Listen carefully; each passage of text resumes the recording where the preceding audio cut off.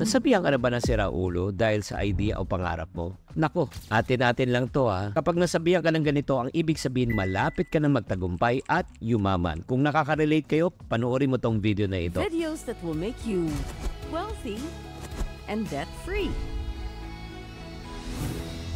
Hi there, this is Chinkitan, your pambansang wealth coach. Alam mo, kung nasabihan ka ng balyo o sira ng ulo dahil sa pangarap mo, well, hindi ka nag-iisa. Alam mo ba na si Elon Musk, nasabihan din ng sira ulo dahil nangarap siya na darating ang panahon, electric cars na ang tatakbo. Si Steve Jobs, nasabihan din ng sira ulo dahil sa kanyang magagandang idea na sinasabi niya na bibili ng produkto sa kanya at siya po ang naka-invento ng Apple. Jeff Bezos po, nasabihan din ng sira ulo. Bakit? Siya po ang pinakaunang nag-launch ng online bookstore. Sinabi marami daw ang bibili. Sinong bibili ng online na libro? Oo. Alam nyo ba, mga ka-friendship, no?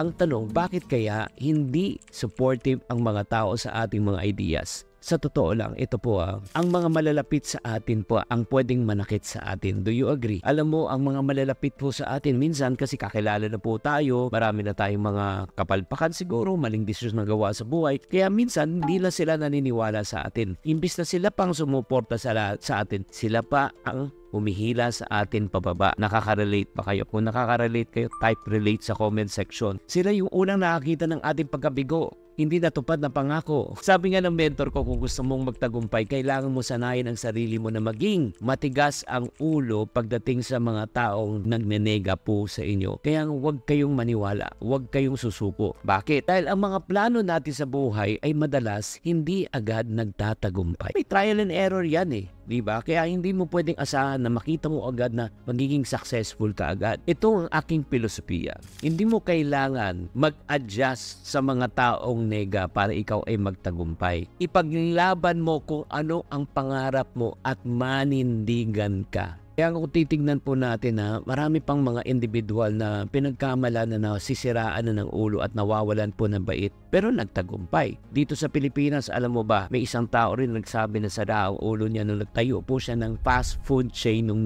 1975. As a matter of fact, nag-umpisa lang yan sa isang maliit na parang ice cream parlor tapos dinagdagan niya ng burger. Dumami po ang tao. At ito nga, i-campaign pa nga during that time. Nako, bakit masarap ang burger? Kasi ang ginagamit nila sa burger ay uod. So kumalat po yan, pero bumaba po ang pila. At dun po nag-umpisa ang isa sa pinakamalaking fast food chain sa Pilipinas na tinatawag na Jollibee. Marami po ang tumawag, nagduda sa kanyang kakayanan dahil lalabanan niya yung international giants na tulad ng McDonald's. At pangalawa, meron din isang tao nagsabi na talagang medyo nasira ang ulo niya nung pumasok po siya sa real estate business. Bakit? Kasi siya po ay nagsimula lang isang seafood vendor at ngayon, di ba? Papasok niya at sasabak na po siya sa real estate. Hindi lahat ay naniwala at may mga iba pinagtawanan pa siya. Pero ano po nangyari? Right now, he is considered as a brown taipan here in the Philippines, no other than Manny Villar. Isa pang tao dito sa Pilipinas na sinabihan din na sila ang ulo. Bakit? He is going to compete with the largest toothpaste brand in the world na ang brand na po ay syempre Colgate.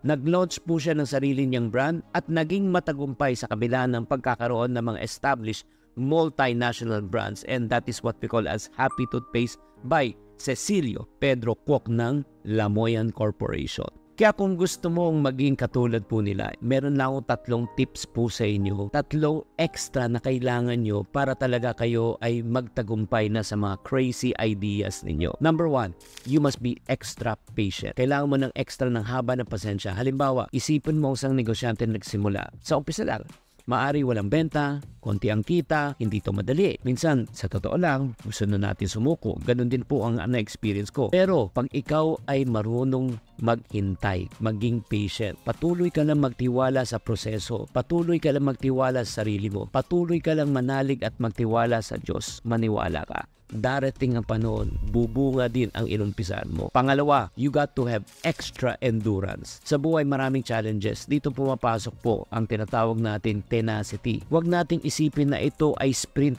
100 meters, isipin natin na ito ay isang marathon, pangmatagalan. Ganon din po sa buhay at trabaho. Marami ring mga obstacles, pwede kang magpahinto, pwede kang magpahinga, pero huwag kang susuko. Dahil lahat ng mga pagsubok na dinaanan mo, malalagpasan mo rin. Tulad ni Manny Pacquiao na nagdaan sa pinakamaraming hirap bago maabot ang tagumpay dahil sa kanyang endurance. Pangatlo, kailangan natin ng extraordinary determination. Halimbawa, si Thomas Edison, ang inventor po ng light bulb, ay nabigo na libong-libong beses pero natagpuan niya ng tamang formula dahil hindi siya sumuko. Tatandaan, wala pong nagwawagi na umaayaw at wala pong umaayaw na nagwawagi.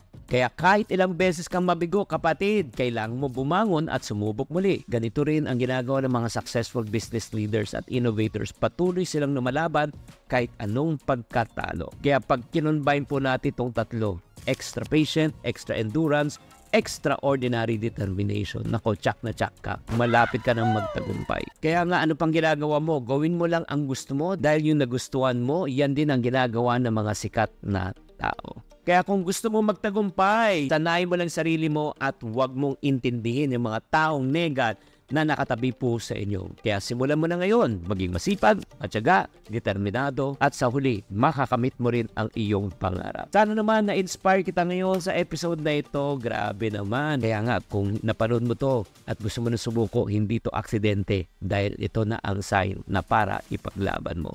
Tatandaan, tamang karunungan, tamang disiplina ang susi sa pagyaman.